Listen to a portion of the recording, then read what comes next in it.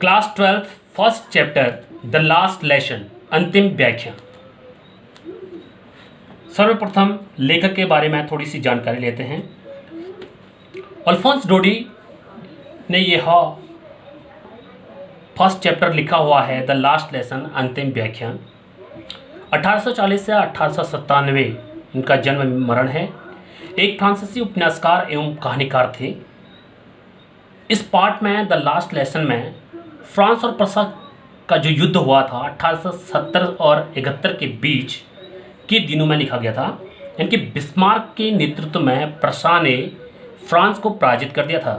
तत्कालीन प्रसा के अंतर्गत वर्तमान समय में जर्मनी, पोलैंड एंड ऑस्ट्रिया, जिसकी राजधानी वियना है, इन राष्ट्रों का कुछ भाग सम्मिलित था। और इस कहानी में फ्रांस के अल्सास और लॉरेंस के जिले प्रसा के अधिकार में आ गए।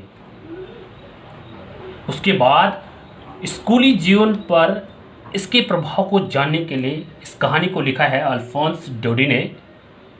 चलिए पढ़ते हैं आगे। लेखक कहता है कि उस सुबह मैं बहुत देर से स्कूल के लिए चल पड़ा। मुझे डांट खाने का बहुत भय था, विशेष रूप से इसलिए कि एम हेमल जो हमारे शिक्षक थे उन्होंने कहा था कि वह पार्टिसिपल के नियमों के बारे में सवाल पूछेंगे और मुझे इनकी प्रारंभिक जानकारी भी नहीं थी। कुछ क्षण के लिए मैंने सोचा कि मैं स्कूल में न जाऊं और स्कूल कैंपस से ही बाहर समय व्यतीत करूं। काफ़ी गर्मियों के दिन थे, सुहाना मौसम था और जो चिड़ियाँ थी वो जंगलों के किनारों पर चहचहा रही थी और आरा मशीन के पीछे साइड जो प्रसा के सैनिक गण थे वो व्यायाम कर रहे थे। यानी कि पार्टिसिपल के जो नियम थे उसकी अपेक्षाकृत यह काफ़ी अधिक लुभावना दृश्य था। लेकिन इसके मुँह से मैं स्वयं को बचाने की मुझ में पूरी शक्ति थी, सामर्थ्य थी, इसलिए मैं शीघ्रता से स्कूल की ओर चल पड़ा। जब मैं टाउन हॉल से गुजरा, सूचना पट के सामने भीड़ लगी हुई थी और पिछले 2 वर्षों से हमारे लिए बुरी खबरें वहीं से मिला करती थी। युद्धों में पराजित होना, सैन्य भर्ती और सेनानायक के जो आदेश हुआ करते थे वो हमें वहाँ से मिला करते थे। और मैंने बिना रुके अपने मन में सोचा, अब मामला क्या हो सकता है।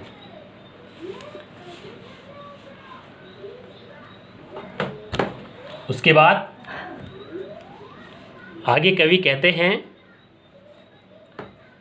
जब मैं तेजी से जा रहा था तो वाचिर लोहार नामक का जो व्यक्ति था वो अपने प्रशिक्षक के साथ वहाँ पर खड़ा हुआ था, बुलेटिन बोर्ड के सामने, सूचना पट के सामने, और मेरे समीप आया और कहता है कि चिंतामग्न बालक, इतने तेज मत दौड़ो, तुम समय से पहले ही अपना स्कूल पहुँच जाओगे। मैंने सोचा कि वो मेरा मजाक उड़ा रहा है और मैं हाँफते हुए एम हेमल के बगीचे में पहुँच गया।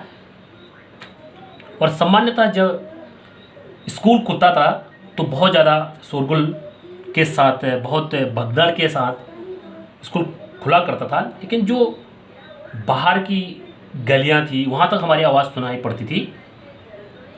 और डेस्कों का खुलना, बंद होना, एक स्वर में पाठों को पढ़ना, जोर जोर से दोहराना, सही रूप से समझने के लिए हम अपने कानों पर हाथ रख लेते थे और शिक्षक का बड़ा डंडा मेज पर पटकता रहता था, ग्रेट रूलर को एम हेमल। पर आज का जो दिन था वो बिल्कुल खामोशी भरा था। मुझे पूरी आशा थी कि मैं शोरगुल के बीच बिना किसी के द्वारा देखे बिना डेस्क पर पहुंच जाऊंगा। पर उस दिन वास्तव में सब चीज़ें रविवार की सुबह की भांति शांत नजर आ रही थी। खिड़की से मैंने देखा मेरे सहपाठी पहले से ही अपने स्थान पर बैठे हुए थे और एम हेमल अपने भयानक लोहे की छड़ी को अपने बगल में दबाए ऊपर नीचे घूम रहे थे। मुझे दरवाज़ा खोलने के बाद जब मैं सबके सामने पहुंचा, आप सोच भी नहीं सकते हैं कि मैं कितना लज्जित और भयभीत हुआ हूँगा। पर कुछ नहीं हुआ। एम हेमल ने मुझे देखा और सहानुभूति पूर्वक कहा, अपने स्थान पर पहुंचो प्यारे फ्रांजे, हम तुम्हारे बिना ही कार्यक्रम को शुरू करने वाले थे। मैं बेंच पर उछल कर कूद कर वहां पहुंचा और अपने डेस्क के समीप बैठ गया और अपने भय पर थोड़ा काबू पाने के बाद भी जब मैं ऊपर को नहीं देख सका, हमारे शिक्षक सुंदर कोट पहने हुए और अपनी झालर लगी हुई कमीज और छोटी काली जो रेशमी टोपी जिस पर कढ़ाई की गई थी वो पहने हुए थे।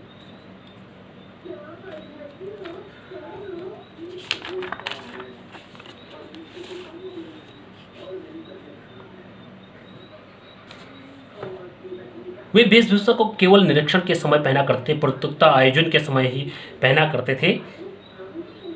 इसके अतिरिक्त सारा स्कूल बहुत विचित्र और गंभीर प्रतीत हो रहा था।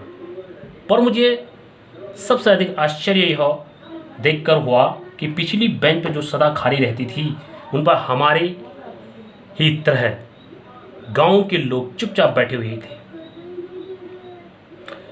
वृद्ध हौसर नाम का एक जो बूढ़ा था, उसने तिकोना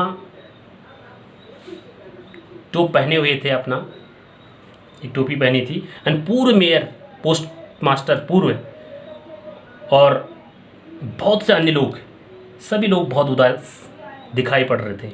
हौसर वर्णमाला की एक पुरानी किताब लाया हुआ था जिसके पन्नों के किनारे बहुत मैले हो चुके थे और उसने उसको अपने घुटनों पर रखा हुआ था और पन्नों के ऊपर उसका बड़ा चश्मा पड़ा हुआ था। जिस समय मैं ये सब सोचकर आश्चर्य में डूबा हुआ था तो एम हेमल कुर्सी पर आसीन हुए और गंभीर और शालीन स्वर में उन्होंने मेरे लिए कहा, मेरे बच्चों, यह अंतिम व्याख्यान है जो मैं तुम्हें दूंगा। बर्लिन से आदेश आया है कि अल्सास और लॉरेंस की जो स्कूल हैं उसमें जर्मन भाषा पढ़ाई जाए। नया शिक्षक कल आ जाएगा। यह फ्रांसीसी भाषा का तुम्हारा अंतिम पाठ है। मैं चाहता हूं कि तुम पूरे मनोयोग से इसको सुनो। वास्तव में मेरे लिए ये शब्द वज्रपात के समान थे। ओह, क्या मनहूसियत थी। तो लोगों ने उस सूचना टाउन हॉल में जो सूचना पट पर भीड़ इकट्ठी थी कल, वो इसी के लिए लगी थी। मेरा अंतिम फ्रांसीसी अध्याय क्यों मैं तो मुश्किल से लिख पाता हूँ। अब मैं कभी भी और अधिक नहीं सीख पाऊंगा। अब मुझे इस पढ़ाई को यहीं छोड़ना पड़ेगा। तब अपने पाठों को याद न कर पाने का मुझे बहुत दुख होगा, क्योंकि मैं पक्षियों के अंडों की तलाश करता रहता था और सार पर फिसलने के लिए जाया करता था। मेरी पुस्तकें मुझे उस समय बहुत पूर्व में परेशानी प्रतीत होती थी। मेरी जो व्याकरण की किताब थी और संतों के इतिहास की जो किताबें ले जाने में जो मुझे भारी भरकम लगते थे, ये सब मेरे पुराने मित्र बन चुके थे जिन्हें मैं छोड़ना नहीं चाहता था। और यह विचार आया मेरे मन में कि जो एम हेमल थे वो भी जा रहे थे और उनको कभी पुनः नहीं देख पाऊंगा मैं। इन चीज़ों ने मुझे उनके डंडे और किस प्रकार के सन की शिक्षक थे इस बारे में मुझे भूलने के लिए विवश कर दिया है। इनके बेचारे एम हेमल कहते हैं कि इस व्याख्यान के सम्मान में उन्होंने रविवार को सुंदर वस्त्र धारण किए हुए थे।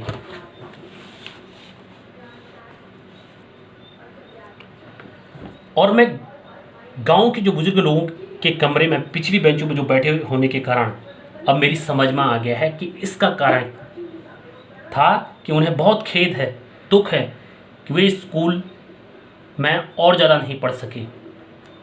हमारे शिक्षक की 40 वर्ष की जो वफादारी सेवा के प्रति हमारे शिक्षक को धन्यवाद देने का उनका एक तरीका था, और अपने देश के प्रति जो अब उनका नहीं रहा सम्मान प्रदर्शित करने का एक यह तरीका था उनका। जब मैं यह सोच रहा था तो मैंने अपने नाम को पुकारते हुए सुना। अब सुनाने की मेरी बारी थी। मैं पार्टिसिपेंट के कठोर नियमों के बारे में बिल्कुल भी नहीं जानता था। उनको जोर से और स्पष्ट रूप से बिना किसी त्रुटि के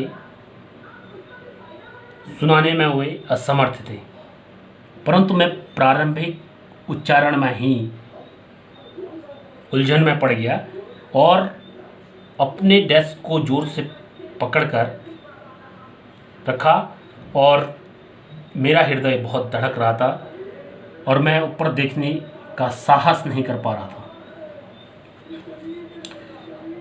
मैंने सुना एम हेमल मुझसे कह रहे थे कि हे छोटे फ्रांजी, मैं तुम्हें नहीं डांटूंगा, तुम बहुत बुरा महसूस कर रहे होंगे, देखो यह कैसे हुआ। प्रत्येक दिन हम अपने मन में कहते थे, मेरे पास बहुत समय है, मैं कल इसको याद करूंगा। और अब तुम देखते हो हम कहाँ आ चुके हैं। वो अल्सास के साथ यह बहुत परेशानी है कि वो सीखने का काम कल पर छोड़ देते हैं। अब उन लोगों को तुमको कहने का अधिकार है यह कैसे हैं। तुम फ्रांसीसी होने का दावा करते हो और फिर भी अपनी भाषा न तो बोल सकते हो और न ही लिख सकते हो, लेकिन केवल तुम ही पराजित व्यक्ति नहीं हो। प्यारे फ्रांजे, हम सब को ही अपने ही कार्य को धिक्कारना होगा। तुम्हारे माता पिता तुम्हें पढ़ाने के लिए अधिक उत्सुक नहीं थे।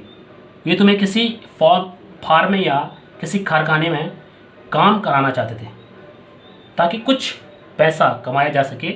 और मैं भी दोषी हूँ।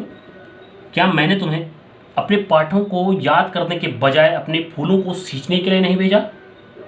और जब मैं मछली पकड़ना चाहता था तो क्या मैंने तुम्हारी छुट्टी नहीं दी? तुमको छुट्टी नहीं दी?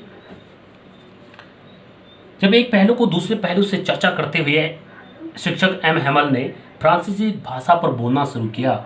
उन्होंने कहा कि दुनिया में यह बहुत अच्छी बात है।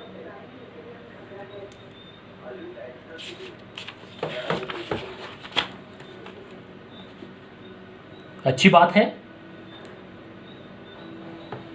यह बहुत अच्छी भाषा है, साफ सुथरी और विवेक संपन्न। हमें इसकी रक्षा करनी चाहिए, उसको कभी नहीं भूलना चाहिए, क्योंकि जब भी एक राष्ट्र गुलाम हो जाता है तब वे अपनी भाषा से मजबूती से जुड़े रहते हैं। वे जेल से बाहर निकलने की चाबी रखते हैं, अर्थात उनकी जो भाषा है उसको स्वतंत्र रूप से मजबूत करती है। तब उन्होंने एक व्याकरण की पुस्तक खोली और हमें अपना पाठ पढ़ाया और मैं आश्चर्यचकित था कि मैं इतनी अच्छी प्रकार से अध्याय को समझ सका। मैंने जो कहा वह बहुत ही सरल प्रतीत हुआ। मेरे विचार से मैंने कभी भी इतना ध्यानपूर्वक नहीं सुना और उन्होंने इतने धैर्यपूर्वक से कभी नहीं समझाया। कुछ ऐसा लगता था कि जाने से पूर्व हमें एम हेमल जो शिक्षक हैं वो सब कुछ देना चाहते हैं और जो वे जानते हैं और सबको हमारे मस्तिष्क में तुरंत उतार देना चाहते हैं। व्याकरण के बाद हमारे लिए लिखने का अध्याय था। उस दिन एम हैमल ने हमारे लिए नई कापियों की व्यवस्था की, जिनके ऊपर सुंदर बड़े लेख में लिखा हुआ था फ्रांस अल्सास। वो छोटी सी जो पताकाएँ होते हैं, जो फ्लैग्स होते हैं, उनके समान दिखाई दे रही थी, जो स्कूल के कमरे में चारों ओर तैर रहे थे। और वे हमारे डेस्कों की चोटी के ऊपर एक छड़ लगी हुई थी, उस पर बंधे हुए थे। देखा जा सकता था कि सब लोग काम पर जुटे हुए थे और सब जगह शांति थी। केवल कागज पर कलम से लिखने की जो आवाज़ सुनाई पड़ रही थी। एक बार कुछ भौरे अंदर उड़कर आए, पर उस पर किसी का ध्यान नहीं गया उन पर। यहाँ तक कि सबसे छोटे लड़के जो थे, उन्होंने भी उनकी ओर ध्यान नहीं दिया। तो मछली पकड़ने की जो कांटों की तलाश में लगे हुए थे, जैसे कि वह भी फ्रांसीसी रहा हो। और छत पर जो कबूतर धीरे धीरे गुटरू कर रहे थे, मैंने अपने मन में सोचा कि क्या जर्मन लोग कबूतरों को भी जर्मन में गाना सिखाएंगे। जब भी मैंने लिखते लिखते ऊपर देखा तो एम हैमल को कुर्सी पर बिना हिले डुले बैठे हुए देखा। वे कभी एक चीज़ को एकटक देखते और फिर कभी दूसरी ओर, मानो वे अपने मस्तिष्क में, अपने दिमाग में बिठाना चाहते थे कि स्कूल के उस छोटे से कमरे में वे सारी चीज़ें कैसी प्रतीत होती हैं, कैसी लग रही हैं। एक सुखद कल्पना। वे 25-40 वर्ष तक इस स्थान पर रहे हैं। खिड़की के बाहर उनका बगीचा, उसके ठीक सामने उनकी कक्षा उसी तरह थी।